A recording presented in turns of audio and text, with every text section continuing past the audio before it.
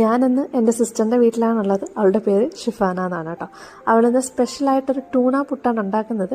അവരിവിടെ മുൻപ് ഉണ്ടാക്കിയിട്ടുണ്ട്. എനിക്ക് വേണ്ടിയിട്ട് സ്പെഷ്യലായിട്ട് ഉണ്ടാക്കി തരുന്നതാണ്. പിന്നെ വേറെ ഒരു കാര്യം കൂടിയുണ്ട്. നല്ല മടിയുണ്ടായിരുന്നു, കറിയൊന്നും ഉണ്ടാക്കാൻ വയ്യായിരുന്നു. അതുകൊണ്ട് തന്നെ തട്ടിക്കൂട്ടിയൊരു ബാച്ചിലേഴ്സ് റെസിപ്പി എന്നൊക്കെ വേണമെങ്കിൽ പറയാം.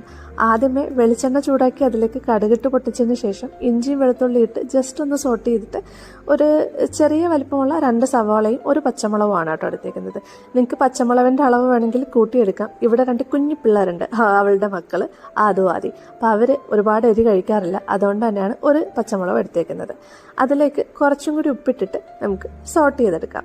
ഇത് ഒരുപാട് സോട്ട് ചെയ്ത് ഇങ്ങനെ കുഴഞ്ഞ് പോകേണ്ട പരുവാവണ്ട, ജസ്റ്റ് ഒന്ന് വാടി കിട്ടിയാൽ മതി. അതിലേക്ക് കുറച്ച് മഞ്ഞൾപ്പൊടിയും ഒരു 1.5 ടേബിൾ സ്പൂൺ കുരുമുളക് പൊടിയും ഒരു കുഞ്ഞ് ടേബിൾ സ്പൂൺ ഉലുവാപ്പൊടിയും. ഉലുവ നമ്മൾ ചേർക്കുന്നത് ടൂണ ഫിഷ് ചേർക്കുന്നത് കൊണ്ടാണ് കേട്ടോ. നമ്മളിപ്പോൾ ഇവിടെ ഉപയോഗിക്കുന്ന ടൂണ എന്ന് പറയുന്നത് ടിൻ ഫിഷ് ഉണ്ടല്ലോ, അതാണ് യൂസ് ചെയ്യുന്നത്.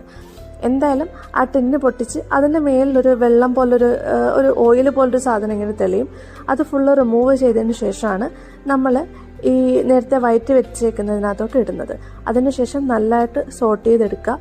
സോട്ട് ചെയ്ത് അതിൻ്റെ വെള്ളത്തിൻ്റെ അംശമെല്ലാം പോയതിന് ശേഷം കുറച്ച് കറിവേപ്പിലയും കൂടി ഇട്ട് മിക്സ് ചെയ്തെടുക്കുക കേട്ടോ. ഇതിൻ്റെ റിവ്യൂ ഞാൻ കഴിച്ചു നോക്കിയിട്ട് പറയാണ്, അടിപൊളി സാധനമാണ്. നിങ്ങൾ എന്തായാലും വൺസ് ഒന്ന് ട്രൈ ചെയ്ത് നോക്കൂ. ഇതിൻ്റെ റിവ്യൂ ഞാൻ പറയാതെ തന്നെ വേറെ 2 ആൾക്കാർ പറയുന്നതും കൂടി നിങ്ങൾക്ക് ഇതിൻ്റെ ഇടയിൽ കേൾക്കാം കേട്ടോ.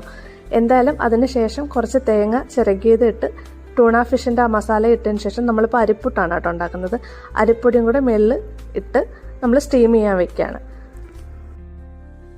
നമ്മൾ എപ്പോഴും കഴിക്കുന്ന പോലത്തെ ഒരു റെസിപ്പി ഒന്നും അല്ല കേട്ടോ. ഇത് വേണമെന്നുണ്ടെങ്കിൽ നമുക്ക് പിള്ളേർക്ക് ലഞ്ച് ബോക്സിലൊക്കെ ട്രൈ ചെയ്യാൻ പറ്റിയൊരു ഐറ്റം തന്നെയാണ്.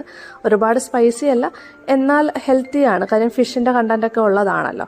അങ്ങനെ നമ്മുടെ പുട്ട് ഇവിടെ റെഡിയായി. ഇതിൻ്റെ റിവ്യൂ നമുക്ക് ആദുവിനോടും ഒന്ന് ചോദിച്ചിട്ട് പറയാം. ആദിക്കുട്ട എങ്ങനെയുണ്ട്? ആദു എങ്ങനെയുണ്ട്? സൂപ്പർ.